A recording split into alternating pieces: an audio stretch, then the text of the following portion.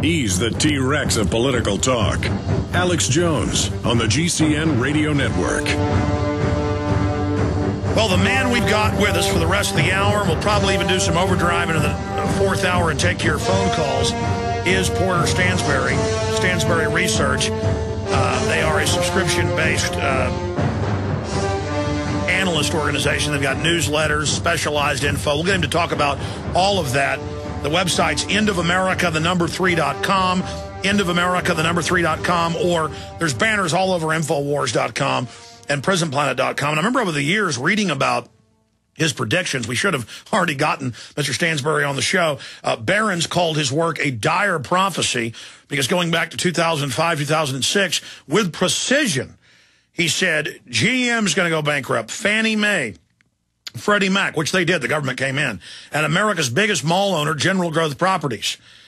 Well, now he's making his most dire prediction yet, and we're going to get him to talk about that main prediction and some of the other capillary connections to that, but also his ideas on how to protect yourself. And so Porter Stansberry with Stansberry and Associates, investment research, private publishing company based in Baltimore, Maryland. Formerly, of course, he was the first U.S. Head in the long history. Prior to launching Stansberry and Associates 11 years ago, Porter was the first American editor of the Fleet Street Letter. Boy, that's famous. The oldest English language financial newsletter. So you've got the floor here, sir. Let's walk through the real fundamentals, why the pundits won't tell people the truth, the state that our economy really is, the big prediction you've got coming up, and how folks protect themselves. Well, Alex, you know, unfortunately, it's very simple. It's just a matter of math. Over the last 30 years, the United States went from being the world's largest creditor to becoming the world's largest debtor to becoming the world's largest debtor in history. And the simple fact of the matter is far too many people, corporations, and our government itself can't afford those obligations. And rather than writing them off and restructuring and biting the bullet, all those obligations are now ending up on the books of the U.S. Treasury, and that is going to have catastrophic effects for the value of the U.S. dollar going forward. Let's go through the technicals on that. Some stations just joined us. Recap some of the incredible predictions you've made, the fundamentals, and then walk through what we're facing. Well, Alex, you know, everyone is familiar by now with the mortgage crisis, and the problem there was a bunch of people who didn't really have any credit were extended large amounts of credit, and that had the effect of inflating the underlying collateral, and then the whole thing burst like a house of cards in 2008. Now the finger pointing has all begun. But the important thing for investors to realize is that all those debts have not gone away. The government has continued to underwrite them through its bailout of Fannie and Freddie and its bailout of the banks. And a lot of these obligations are now on the books of the Federal Reserve and the U.S. Treasury. The problem with us as a country is that our ability to print unlimited new amounts of money can solve a debt crisis like this, but the only way it solves it is by greatly devaluing the value of that currency. And my concern is, going forward, how people are going to be able to afford the resulting inflation and the terrible economic problems that could result from this coming inflationary problem. Well, let's start. I mean, you've got the floor. You're the expert. You've predicted so much of what's unfolded. Break it down for us. Okay, well, let's start with a simple fact.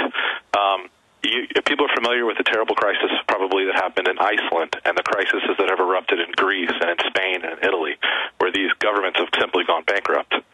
Well, the reason why those governments went bankrupt is because they had to bail out their banks that had made a bunch of bad loans to people who really couldn't repay them.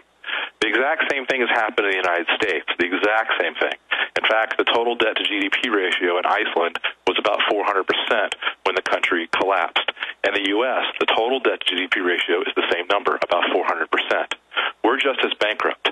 The only difference is that we have the power to print the world's reserve currency, which is the U.S. dollar. And so as the Fed goes ahead and prints more and more money, and as the U.S. Treasury goes ahead and bails out more and more businesses, the result of this is going to be a dramatic decrease in the purchasing power of the U.S. dollar. The impact of this is already being felt. If you're in the commodity markets in any way, shape, or form, you've already seen prices skyrocket for everything from, corn to natural gas to oil to gold to silver, etc. Those big rises in price don't make any sense in an economy that's growing as slowly as ours. The problem is the money. The money is being devalued. And the governments know this. I mean, you see them increasing the police state forces. You see them preparing for it. You see the Pentagon this year and last year, the Ministry of Defense 3 years ago in England, saying devaluation's coming and we got to get ready to suppress the population.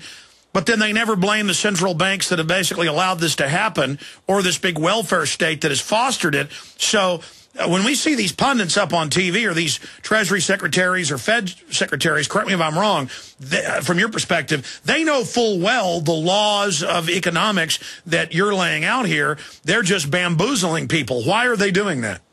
Well, because it usually works.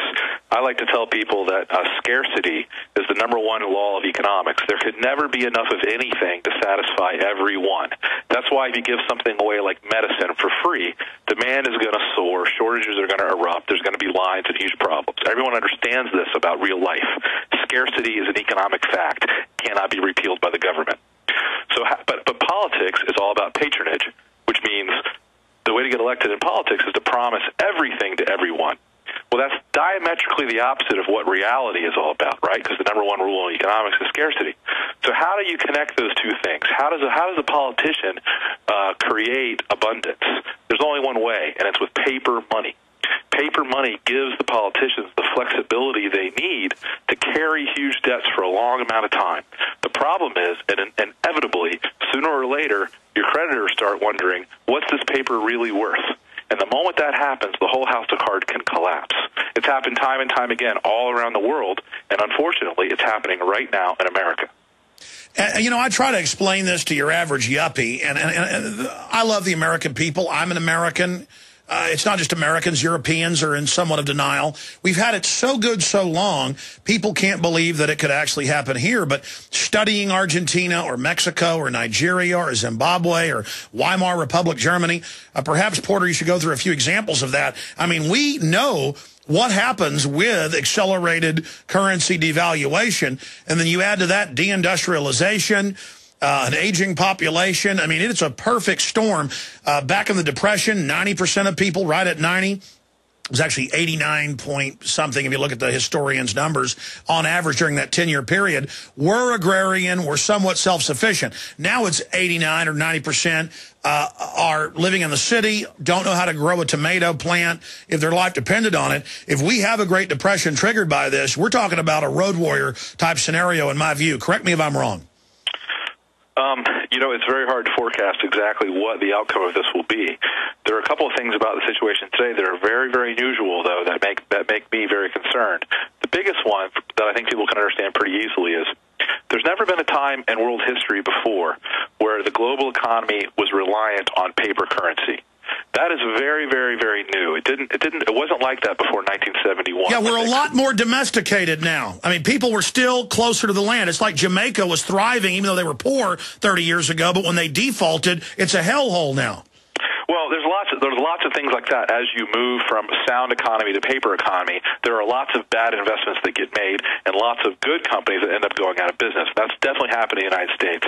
But the big thing that I want to stress to everyone who's listening is that as America devalues, it's going to be a global crisis. Around the world, the dollar makes up more than 60% of the world's currency reserves. That's other central banks, it's other large commercial banks. So as the dollar devalues, it's going to have a much, much bigger effect than, say, if just the Argentine peso devalues or, you know, the Italian lira devalues. It's causing a global devaluation. Exactly. And there will be a global run to hard assets, and it has already begun.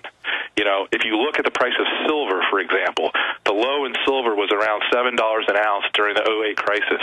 Silver recently touched $30. There is no explanation for the move in silver outside of a global move away from the dollar. And that is absolutely happening. It's happening right now, and there's no one else who's going to tell you why it's happening, how it's happening, and what to do about it. From your deep research and forecasting skills, Porter, where do you see silver and gold in the next year to two? I mean, if this devaluation, and I want to get to the technicals of that, starts to accelerate, where will silver and gold be? Well, if we can, let's just go back to when I started writing about these problems in the mid-2000s, 05 and 06.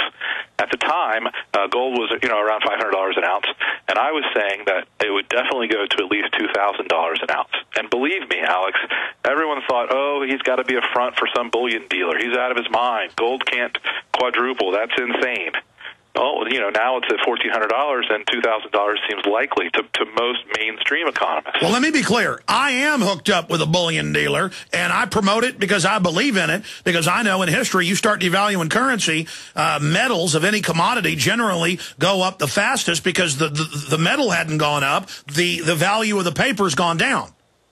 Right, and let me just be clear. I mean, I'm a subscription business, so if I'm wrong about my advice, I lose my subscribers. There's not, for me, it's all same here. If I'm wrong, yeah. I lose my listeners. Exactly. So what I'm about to say next, I think, is going to be a little shocking, but I wanted to preface it by saying I wasn't calling for gold at $10,000 an ounce 5 years ago. What's happened is that the amount of paper that has been created has greatly increased. So whereas I thought it would take $2,000 gold to balance the market 5 years ago, I now think it will take $10,000 gold. And I don't make that number up out of thin air. If you look at the amount of money that exists now, there's a form of money called money of zero maturity. It's basically every digital receipt that's out there that is a demand payment. So you walk into a bank, you say, I want my money right now, in your savings account or your checking account. That's money of zero maturity. If you look at how much money it would take to back that with gold, not at 100%, but at 10%, at 25%, you start looking at what the price of gold would have to be for that to balance out, and you get to $10,000 an ounce in gold. Unbelievable. Let's break down the technicals on that on the other side. End of America, the number 3.com, endofamerica3.com. Porter Stansberry of Stansberry Research is our guest. Stay with us. Key intel straight ahead. We're starting to get into the key info. Stay with us.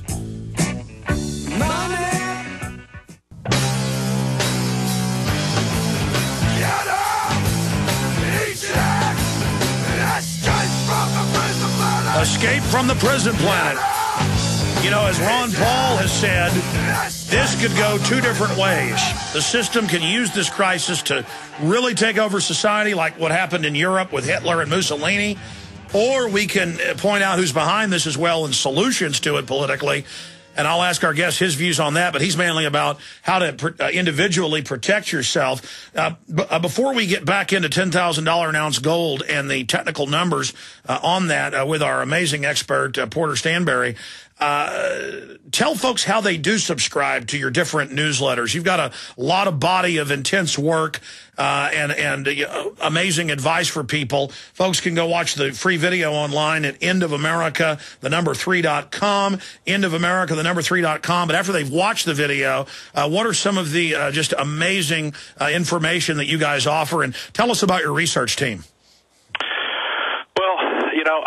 I've been really fortunate, Alex. When I got started, I founded my own company 11 years ago, and I had a lot of good contacts in the industry, and I told everyone, I have a dream. I have a new business model where we're not going to take advertising revenue. We're only going to take subscription revenue. You're never going to have to write something you don't believe in. You're not going to have to tout a stock because you have a banking deal with it. You're going to get rid of all those conflicts of interest. We're just going to run a really straight, simple business. And believe it or not, just making that stand, I was able to attract a tremendous amount of very experienced people with a lot of talent. And so, people who really care about doing financial research have come to our business.